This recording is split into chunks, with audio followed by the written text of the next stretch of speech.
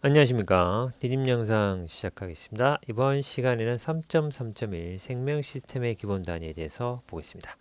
학습 목표는 생명 시스템을 유지하기 위해 물질 출입이 필요하다는 것을 설명할 수 있다. 그리고 핵심 질문은 화학 반응과 물질 출입은 어떻게 생명 시스템을 유지하는가입니다. 화학 반응은 다음 시간에 보고요. 물질 출입에 대해서 보도록 하겠습니다. 1번 생명 시스템의 기본 단위. 생명 시스템의 기본 단위 세포죠. 세포다. 여러 세포 소기관이 상호작용하여 생명활동이 일어나는 하나의 시스템이다. 생물의 구성은 세포가 모여 조직이 되고 조직이 모여 기관이 되고 기관이 모여 개체가 되는데 식물과 동물이 조금 다릅니다. 식물인 경우는 세포가 모여 조직이 되고 조직이 모여 조직계가 됩니다. 조직계. 조직계가 모여 기관이 되고 기관이 모여 개체가 됩니다. 동물은 세포가 모여 조직이 되고 조직이 모여 기관이 됩니다. 기관이 모여 기관계가 되고 기관계가 모여 개체가 됩니다. 그래서 조직계, 기관계 여기서 차이 난다 그죠? 네, 그렇게 정리하시면 되고요.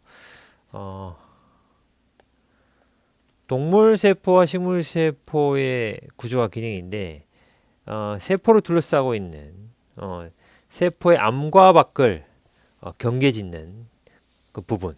그래서 세포의 안쪽과 이 안쪽이죠. 여기가 세포막인데 세포막의 안쪽과 이 바깥쪽을 구분하죠. 그래서 안과 밖에 물질 출입을 조절해 주는 것이 이 세포막입니다. 세포 안팎으로 물질 출입을 조절한다. 세포 안과 물질 출입을 조절한다. 뭐 이렇게 되는 거죠. 그래서 세포막은 동물 세포나 식물 세포 둘 다 있어요. 그리고 식물 세포는 세포막 바깥쪽으로 이 초록색으로 이렇게 그렸는데 이게 세포벽입니다. 세포 이 부분이죠. 이게 세포 여기 이거 엽록체구나. 네, 요 밑에 거네요. 이거 잘못했네. 예, 요게 이제 세포벽이고 요거는 식물 세포에만 있는 엽록체죠. 엽록체. 엽록체. 광합성 장소가 엽록체다. 요것도 엽록체고, 요것도 엽록체고, 요것도 엽록체고, 엽록체가 이렇게 4개 그려져 있네요. 세포벽은 이 식물세포에는 세포의 형태를 이렇게 잡아주는, 유지해주는, 세포 형태 유지하는 역할을 하고, 그 다음에 또 식물세포에는 요거 부분, 식물세포에 있죠. 액포입니다. 이 액포에는 이제 물이나 노폐물 같은 것들이 저장되어 있어요. 자, 그 다음에 요 부분, 요 부분이죠. 요 부분이죠. 핵입니다. 핵. 핵은 세포의 생명 활동을 조절합니다. 예, 컨트롤 센터 같은 거죠. 세포의 생명 활동을 조절하고 그 다음에 여기 노란색 알갱이 잘 안 보이는데 노란색 알갱이입니다. 노란색 여기 알갱이들 되게 많죠. 여기 계속 노란색. 여기도 이제 잘 해상도가 좀 떨어져서 그런데 노란색 알갱이들 많이 이렇게 있어요. 얘가 라이보솜입니다. 라이보솜. 단백질 만드는 곳. 라이보솜은 단백질을 합성한다. 그래서 우리가 전에 그 DNA 내 유전 정보를 RNA가 이제 전달을 해서 RNA가 뭐 단백질 합성에 관여한다 그랬는데 그거를 이제 그 RNA에 있는 DNA로 받은 유전 정보를 RNA가 전달해서 그 RNA의 정보를 이용해서 전달받은 정보를 이용해서 라이보솜이 단백질을 만듭니다. 그 다음에 여기 그 꾸글꾸글하게 생겼다 그래야 되나 뭐라 해야 되나 이 핵 주변에 이렇게 쭉 이렇게 생긴 거 있죠. 이렇게 네네 이게 여기도 있죠. 이것이 소포체입니다. 소포체. 예. 소포체는 라이보솜이 단백질을 만들었어요. 그러면 만들어진 단백질이 이 소포체를 통해서 이동합니다. 물질을 이동시켜주는 통로가 소포체다. 그 다음 여기에 요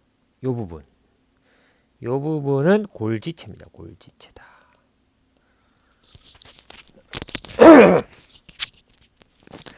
골지체는 물질을 분비하는 역할을 합니다. 물질 분비. 이 단백질의 종류에 우리가 전에 시간에 배웠을 때 이제 그 뭐가 있었어요? 뭐 효소, 호르몬, 항체 이런 것들 다 단백질 구성분인데 걔네들이 이렇게 만들어져요. 라이보솜에서 효소, 호르몬, 항체를 만들면 세포 바깥으로 분비할 때 이 골지체를 이용해서 분비를 합니다. 효소나 호르몬이나 항체 이런 것들을 이 골지체를 이용해서 분비를 한다. 그 다음 요거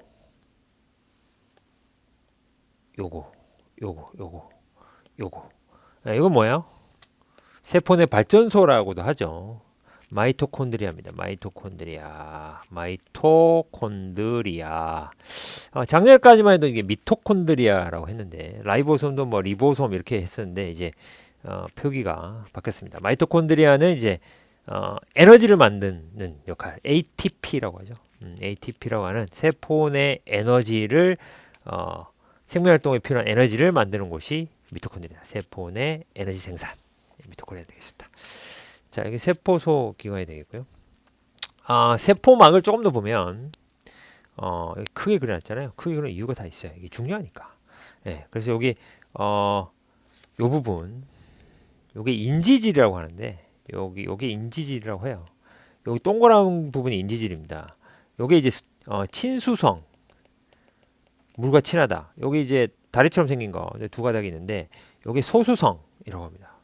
물하고 잘 친하지 않는 부분이고 그게 인지질. 요게 이제 한 층 쫙 연결되고 다음 층 두 층이죠. 그래서 이중층이라고 하고. 근데 세포막에 이 단백질이 막 툭툭 박혀 있어요. 이게 노란 게 단백질입니다. 그래서 여기 이런 게 안테나 같은 것들은 이제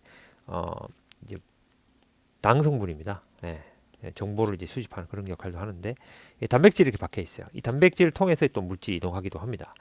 좀 더 구체적으로 보면 자, 세포막을 통한 물질 출입입니다. 세포막, 세포를 둘러싼 막으로 이 막을 통해 물질이 세포 안팎으로 이동한다. 물질의 종류에 따라 투과시키거나 투과시키지 않는 것도 있다.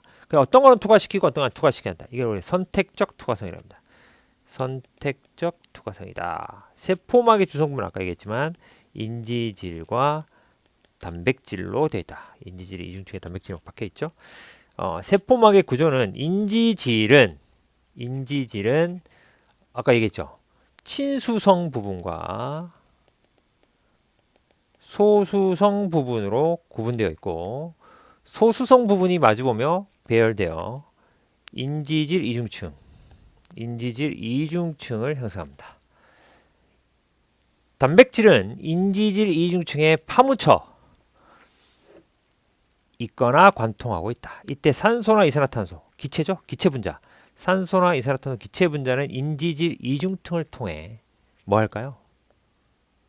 확산합니다. 확산.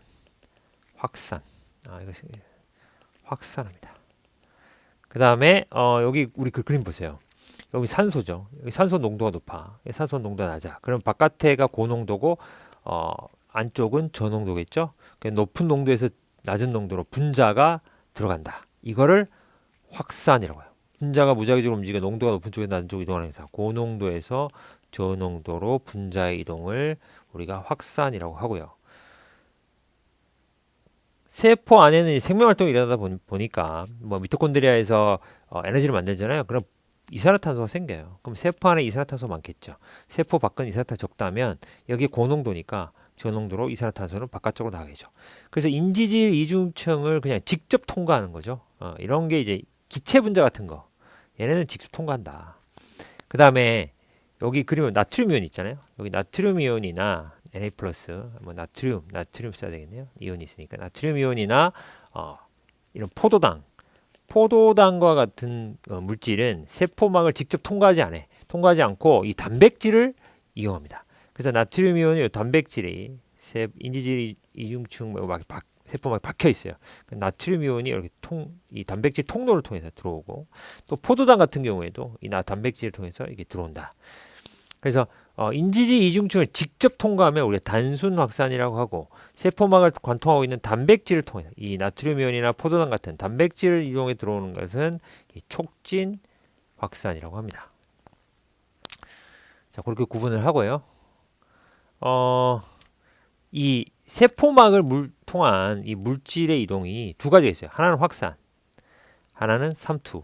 확산과 삼투 두 가지가 있다. 삼투는 물이 이동하는 거예요. 분자가 이동하는 게 아니라 물이 어떻게 이동하냐? 세포막을 경계로 농도가 낮은 쪽에서 반대와 반대 확산하고 낮은 쪽에서 높은 쪽으로 이동하는 것이 삼투입니다. 그러니까 여기 그림을 이제 보세요. 농도가 같아요. 그러니까 세포 어디에 농도가 같냐? 세포 안과 세포 바깥에 농도가 동일해. 그러면 들어가는 물의 양이나 물이 주인공이야. 나오는 물의 양이나 같아요. 예. 그런데 농도가 높은 진한 소금물에다 넣었어. 그러면 이 적혈구잖아요. 적혈구 안으로 들어가는 물보다 안에서 나오는 물의 양이 훨씬 많아. 그럼 어떻게 돼요? 적혈구가 이마트하게 이 정도로 컸었는데 줄어들었지. 적혈구 사이즈가 작아져요. 쪼그라든다 이 말이죠. 예.